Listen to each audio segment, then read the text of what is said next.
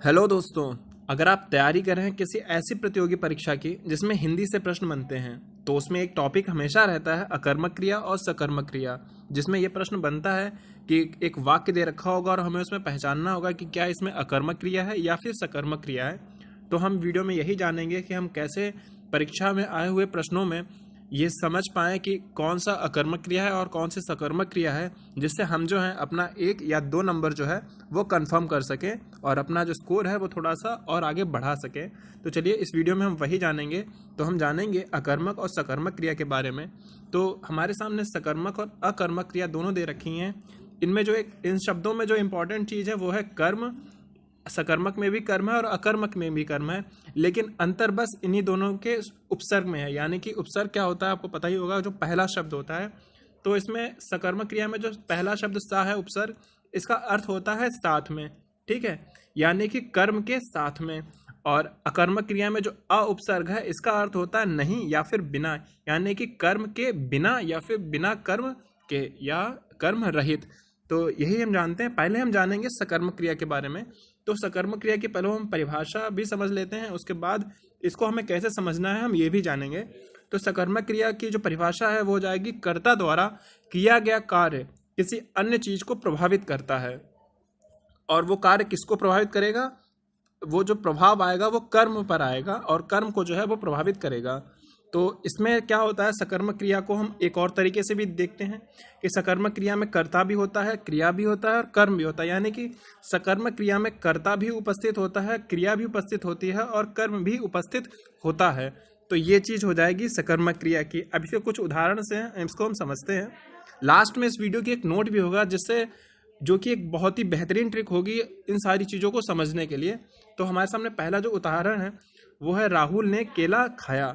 तो इसमें राहुल क्या हो गया? कर्ता हो गया। केला क्या हो गया? कर्म हो गया। और क्रिया हो गई खाया। ठीक है, इसमें तीनों ही चीज़ें इस उदाहरण में या इस सेंटेंस में मौजूद हैं। तो ये क्या हो जाएगा? सकर्मक क्रिया का उदाहरण हो जाएगा। फिर हम बात करते हैं दूसरे उदाहरण की, जो कि श्याम ने मेज की सफाई की। तो श्याम क्या हो गया? श्याम कर्ता हो गया। मेज क्या हो गई? कर्म हो गया। और सफाई क्या हो गई? क्रिया हो गई। सफाई जो है क्रिया है, मेज क्या है? कर्म हो गया। और श्याम क्या है? कर्ता हो गया। या फिर इसको हम इस तरह से भी देख सकते हैं, क्योंकि हमने जब बताया था, शुरुआत में डेफिनेशन बताई थी, इसका प्रभाव जो है किसी ना किसी चीज़ पर पड़ता है।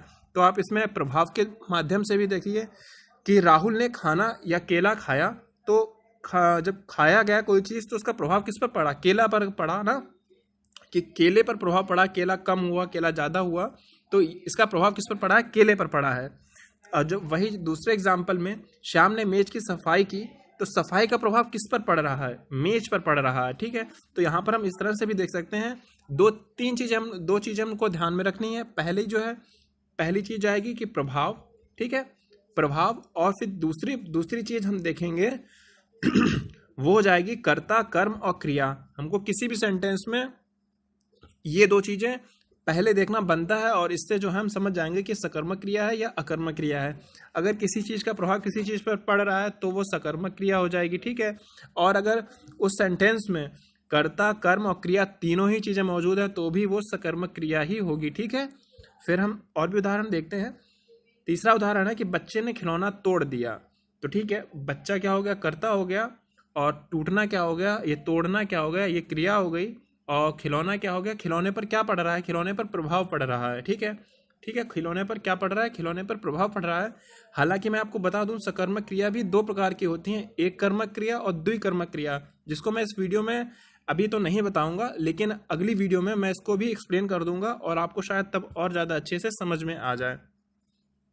फिर फोर्थ पॉइंट है, वह सड़क पर बहुत तेज दौड़ता है। तो मैंने आपको क्या बताया था, कोई भी सेंटेंस हो उसमें हमको पहले क्या ढूंढना है? प्रभाव। ठीक, प्रभाव ढूंढना है। ठीक है, क्या ढूंढना है? प्रभाव।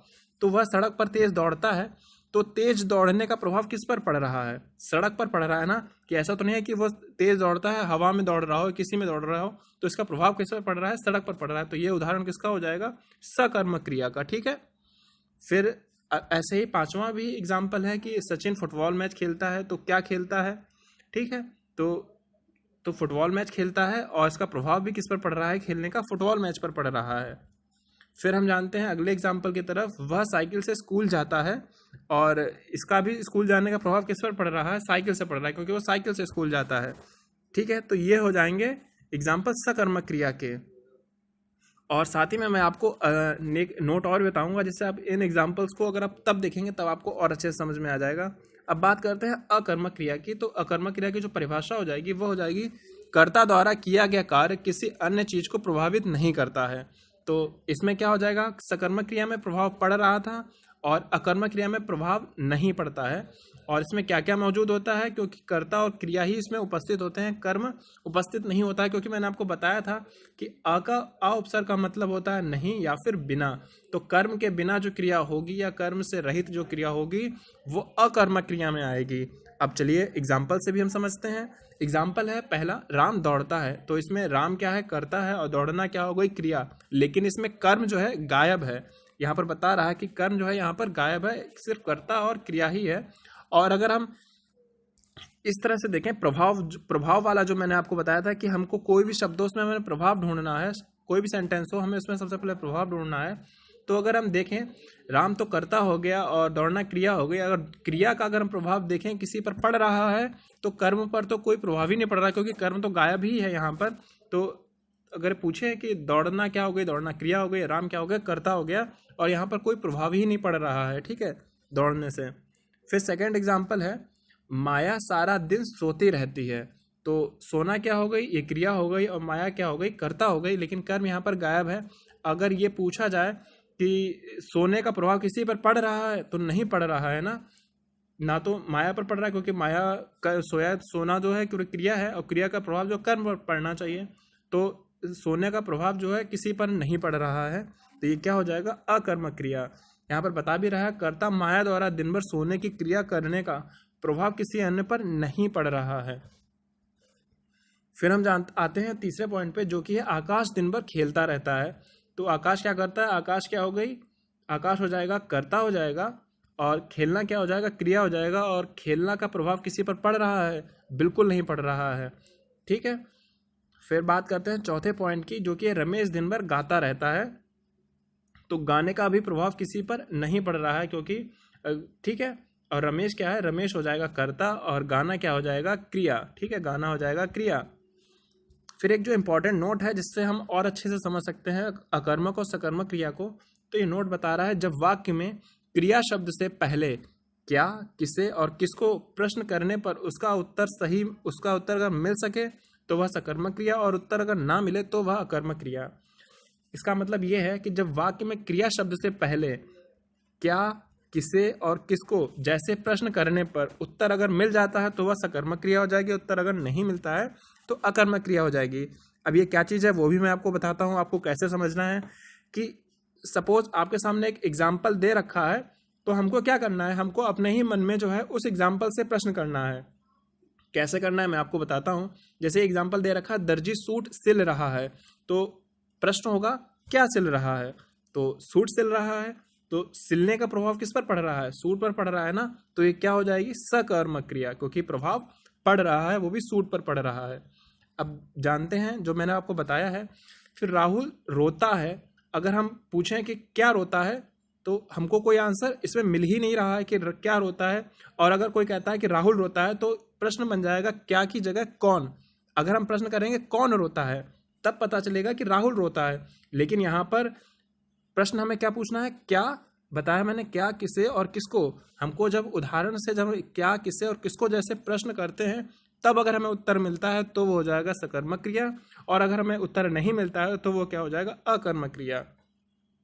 तो इसमें हमने जाना कि अकर्मक क्रिया क्या होती है, सकर्मक क्रिया क्या होती है, और इनका जो डिफरेंस है वो भी मैं बता देता हूँ। अकर्मक क्रिया में क्या होता है, प्रभाव जो है वो नहीं पड़ता है, ठीक है, प्रभाव नहीं पड़ता है। और सकर्मक क्रिया में क्या होता है, प्रभाव जो है पड़ता है, ठीक है। हमको दो चीज़ों से ही हमेशा ये समझना है कि, और इसमें क्या है, कर्ता, कर्म और क्रिया, ये तीनों चीज़ें जो होती हैं मौजूद होती हैं सकर्मक क्रिया में, ठीक है। और अकर्मक क्रिया में कर्म को छोड़कर कर्ता और क्रिया दो चीज़ें मौजूद होती हैं। तो अगर हमको कोई भी सेंटेंस समझना है कि अकर्मक क्रिया का है कि या सकर्मक क्रिया का है, तो हमको दो चीज़ों को इम्पोर्टेंस हमेशा देनी है। पहली चीज़ है प्रभाव को देखना, अगर हमको प्रभाव से समझ में आ जा रहा है तो फिर हम वो आंसर कर ले जाएंगे। अगर प्रभाव से समझ में नहीं आ रहा है तो हम देखेंगे कर्ता, कर्म और क्रिया को, ठीक है, कर्ता कर्म और क्रिया को हम देखेंगे। तो हमको दो चीज़ें जो है वो हमेशा समझ के ध्यान में रख के चलनी है अकर्मक क्रिया और सकर्मक क्रिया के बारे में। अब जो मैंने इसमें आपको बताया कि अगर हम प्रश्न से ही या क्रिया शब्द से पहले क्या, किसे और किसको अगर लगाकर पूछते हैं तो अगर हमें उत्तर मिल जाता है तो वो सकर्मक क्रिया का उदाहरण होगा, और उत्तर नहीं मिलता है तो वो अकर्मक क्रिया का उदाहरण होता है। तो जरा इसको भी हम कुछ एग्जाम्पल्स पर डाल करके देख लेते हैं, ठीक है। तो हमारे सामने सकर्मक क्रिया के उदाहरण रहे, ये रहा कि श्याम ने मेज की सफाई की। अगर हम क्रिया से प्रश्न करते हैं क्या सफाई की, तो क्रिया हमको आंसर इसमें दे देगी कि मेज की सफाई की, ठीक है। क्या सफाई हुई तो क्या हो जाएगा, मेज की सफाई हुई। अगर हम इसमें ढूंढते हैं कि सफाई का प्रभाव यानी कि क्रिया, हमको हमेशा क्रिया का प्रभाव देखना है किस पर पड़ता है। अगर हम क्रिया का प्रभाव, सफाई का अगर हम प्रभाव अगर हम देखते हैं तो सफाई का प्रभाव किस पर पड़ रहा है, मेज पर पड़ रहा है। उसी तरह से अगर हम ये देखते हैं तोड़ दिया, अगर तोड़ना क्या है, इसमें क्रिया है और हमको क्रिया का ही प्रभाव देखना है। तो अगर हम क्रिया से प्रश्न करते हैं कि क्या तोड़ दिया, तो हमको इस एग्जाम्पल में जवाब मिलेगा खिलौना टूट गया। तो उस नोट के हिसाब से भी यह आंसर किसका हो जाएगा, सकर्मक क्रिया का उदाहरण होगा। और अगर हम प्रभाव में देखें, प्रभाव के माध्यम से देखें, तो हम देखेंगे कि टूटने का प्रभाव किस पर पड़ा है, कि टूटी क्या चीज़ है, तो क्या टूटा है, खिलौना टूटा है। तो इस तरह से भी हम जान सकते हैं कि ये सकर्मक क्रिया है या अकर्मक क्रिया है, ठीक है। अब उसी चीज़ को हम अकर्मक क्रिया के एग्जाम्पल पर देखते हैं कि राम दौड़ता है। अगर हम प्रश्न पूछते हैं इस उदाहरण से कि क्या दौड़ता है, तो हमको कुछ पता ही नहीं चलेगा कि दौड़ता क्या है, क्योंकि अगर हम ये प्रश्न करते हैं कौन दौड़ता है, तो पता चलता है कि राम दौड़ता है। लेकिन राम क्या है, राम ऑलरेडी एक करता है, और दौड़ना क्या है, क्रिया है। लेकिन गायब क्या है, कर्म गायब है, ठीक है, कर्म जो है गायब है। तो ये चीज़ जो है हमको समझ में आती है कि इससे हम कैसे पहचान सकते हैं सकर्मक क्रिया और अकर्मक क्रिया को। आई होप दोस्तों आपको ये टॉपिक समझ में आया होगा। अगर नहीं भी समझ में आया होगा तो आप मुझे कमेंट में बता सकते हैं, मैं इस पर एक और वीडियो ले आऊँगा, डिटेल्ड वीडियो ले आऊँगा।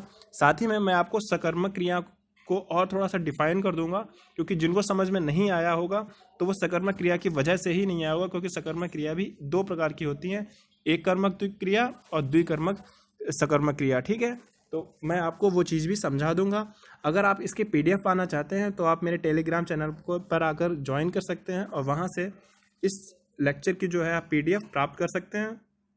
तो अब मैं चलता हूँ, आपको कैसी लगी ये वीडियो आप कमेंट में ज़रूर बताएं। पसंद आई हो तो इसे लाइक करें, मेरे चैनल पर अगर आप नए हैं तो इसे सब्सक्राइब करें, और मेरी बाकी की वीडियोस को भी आप ज़रूर देखें। मैंने अपने इस चैनल पर क्लास 3rd से 5th तक की जो NCERT वो मैंने कंप्लीट कर दी है। साथ ही मैंने CTET का जो 2014 का जो पेपर है वो भी मैंने यहाँ पर EVS का जो है वो यहाँ पर एग्ज़ाम उसको कंप्लीट करवाया है। तो आप यहाँ से वो चैनल, वो सारी वीडियोस को आप विजिट कर सकते हैं और अपने नॉलेज को भी आप इन्हेंस कर सकते हैं। तो अब मैं चलता हूँ, धन्यवाद दोस्तों।